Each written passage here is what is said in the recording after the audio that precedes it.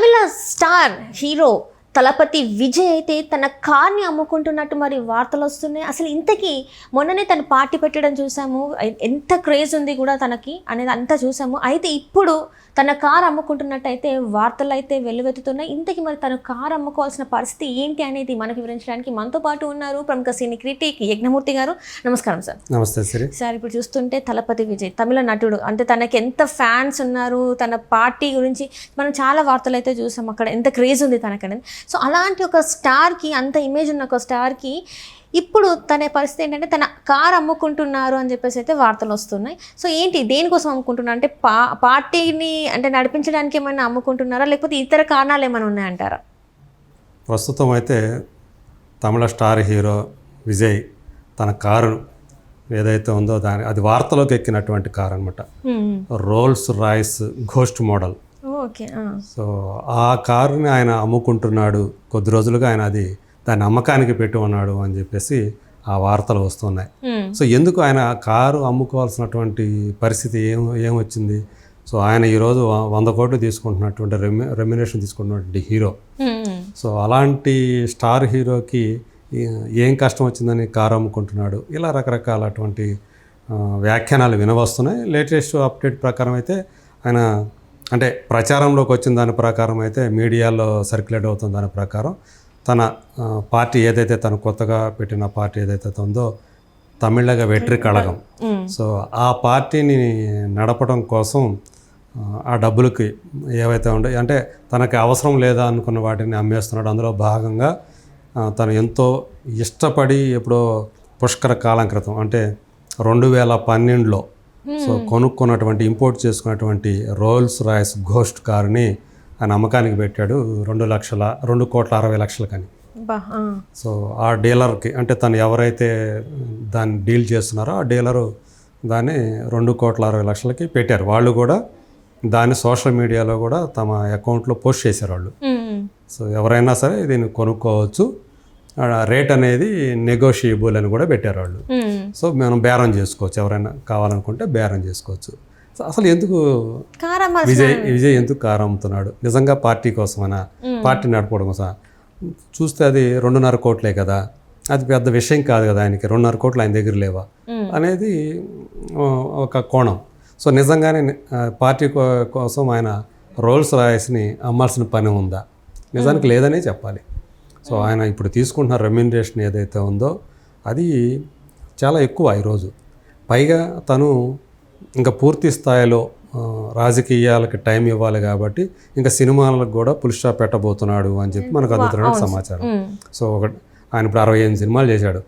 So 68వ cinema రాబోతుంది, goat త్వరలోనే రాబోతుంది. దాని తర్వాత 69వ సినిమా ఉంది, అది కానీ లేదంటే 70వ సినిమాతో ఆయన సినిమాలకి సో తాత్కాలికంగా అయినా సరే ఆయన అది ఫుల్ స్టాపా లేదా కామానా అనేది మన తర్వాత కాలం నిర్ణయిస్తుంది.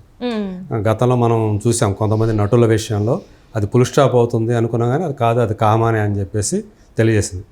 చిరంజీవి గారి విషయంలో చూసుకున్నా కానీ, అట్లాగే మన పవన్ కళ్యాణ్ గారి విషయంలో చూసుకున్నా కానీ ఆయనకి రాజకీయాలకు పూర్తి స్థాయిలో టైం కేటాయిస్తారు, ఇక ఉన్నాయన్నీ కూడా ఆపేస్తారని ఇంకా ఇప్పుడు ఏవైతే అండర్ ప్రొడక్షన్ ఉన్నాయో అవి కంప్లీట్ చేసేసి ఇంకా ఆయన పూర్తి స్థాయిలో రాజకీయాలకే టైం పెడతారు. ఎందుకంటే ఆయన ఒక పదవిలో కూడా, మంత్రి పదవిలో కూడా ఉన్నారు కాబట్టి అని ఇలాంటివి కూడా వస్తున్నాయి. అది మరి ఆయన విషయంలో కూడా అది కామ్ అవుతుందా, ఫుల్ స్టాప్ అవుతుందా అనేది మరి కాలం నిర్ణయిస్తుంది. ఇప్పుడు విజయ్కి సంబంధించి చూసుకున్నప్పటికీ కూడా ఆయన 2012లో ఆ కారు కొనుక్కున్నప్పుడు ఆ కారు వాల్యూ కంటే కూడా కస్టమ్స్ డ్యూటీ ఎక్కువ పడింది. 135%, 136%. అంటే 2.5 కోట్ల కారుకి 3 కోట్ల కస్టమ్స్ డ్యూటీ ఆల్మోస్ట్. సో ఆ రేంజ్లో అప్పుడు అది పెద్ద వార్త అయింది.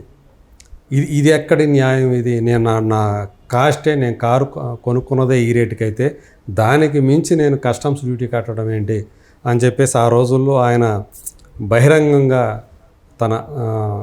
తన అసంతృప్తిని వ్యక్తం చేశాడు. సో ఆ తర్వాత కూడా ఆయన దానికి ట్యాక్స్ ఎగ్గొట్టాడని చెప్పేసి ఇన్కమ్ ఏదైతే ట్యాక్స్ ఉందో దాని మీద ఆ కస్టమ్స్ వాళ్ళు ఆయన మీద కోర్టు కూడా వెళ్ళటం, కోర్టు మళ్ళీ అదనంగా మనకి ₹1,00,000 ఫైన్ వేయటం ఆయన. సో ఇలాంటివన్నీ జరిగినాయి. అది ఆల్మోస్ట్ చాలా కాలం నడిచింది. 2020, 2021లోనో ఆ జడ్జి కూడా మీరు పెద్ద స్టారు, మీరే ట్యాక్స్ ఎగ్గొడితే ఎట్లా మీరు, సో మిమ్మల్ని ఎంతోమంది అనుసరిస్తూ ఉంటారు మీ ఫ్యాన్స్, సో కాబట్టి మీరు వాళ్ళకి ఆదర్శంగా ఉండాలి, అంతేగాని ట్యాక్స్ ఎగ్గొట్టడం ఏంటి మీరు అని చెప్పేసి చివాట్లు కూడా వేశాడు.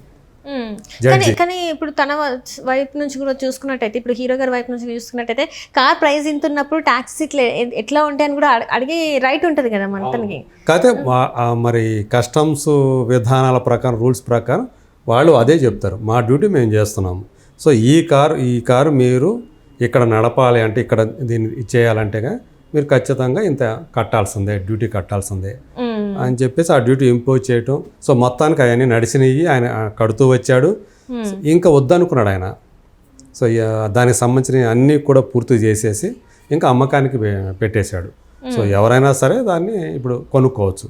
సో ఆల్మోస్ట్ ఒక 1 వీక్ నుంచి ఎంతో అది అమ్మకానికి సిద్ధంగా ఉన్నట్లుగా వాళ్ళు ఆ డీలర్స్ కూడా వాళ్ళు ప్రకటించారు. వాళ్ళ సోషల్ మీడియా అకౌంట్లో కూడా వాళ్ళు పెట్టారు.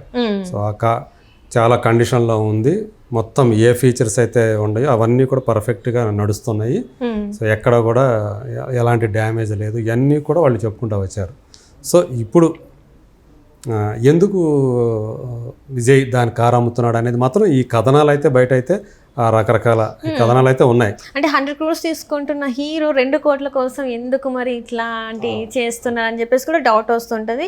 తన ఫ్యాన్స్కి అంటే ఆల్రెడీ మనం చూసాం తమిళ్లో ఏంటంటే ఫ్యాన్ వార్ ఎక్కువ ఉంటుంది.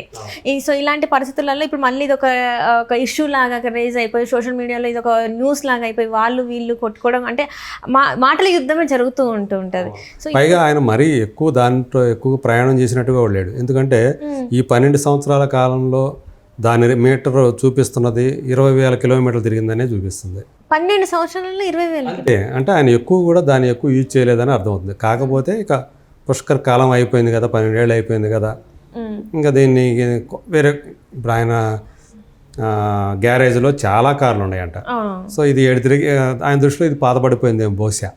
అందు గురించి ఇంకా కొత్త కార్లు ఇంకేమైనా కొత్త కారు తీసుకోవాలనుకుంటున్నాడము, అందుకని దాన్ని అమ్మకానికి పెట్టడము, అది ఒక యాంగిల్ కూడా అనుకోవచ్చు. సో వేరేజ్ ఒకవేళ తన పార్టీ కోసం మీరు అన్నట్టు ఏదన్నా ఆఫీసులు అన్ని జిల్లాల్లో కూడా ఆఫీసులు అనేవి మేనేజ్ చేయాలి. వాటికి ఆ మేనేజ్మెంట్కి చాలా డబ్బు కావాలి. సో అందులో ఇది కూడా కలిసి వస్తుంది. కొంత అమౌంట్ పెట్టడానికి ఏదో ఒక ఆఫీస్కో లేకపోతే దేనికైనా పనికి వస్తుంది అనే ఉద్దేశంతో అయినా చేయొచ్చు నిజంగానే. సో అంటే తనకి అవసరం లేనివన్నీ కూడా తీసేసుకుంటూ ఆ వచ్చిన డబ్బుని పార్టీ మీద ఇన్వెస్ట్ చేస్తున్నారు అనుకోవాలి. మనకు తెలుసు కదా, పవన్ కళ్యాణ్ కూడా అంతే చేశారు. ఆయనకి ఆ పార్టీకి విరాళాలు ఏం లేవు. అయినప్పటికీ కూడా తన సొంత ఏదైతే సినిమాల ద్వారా రెమ్యూనరేషన్ ద్వారా రూపంలో తను సంపాదించుకున్నటువంటి డబ్బు ఏదైతే ఉందో అదే పార్టీ కోసం ఖర్చు పెడుతూ వస్తున్నారు. సేమ్ అదే కోవలో ఇప్పుడు విజయ్ కూడా అదే కోవలో.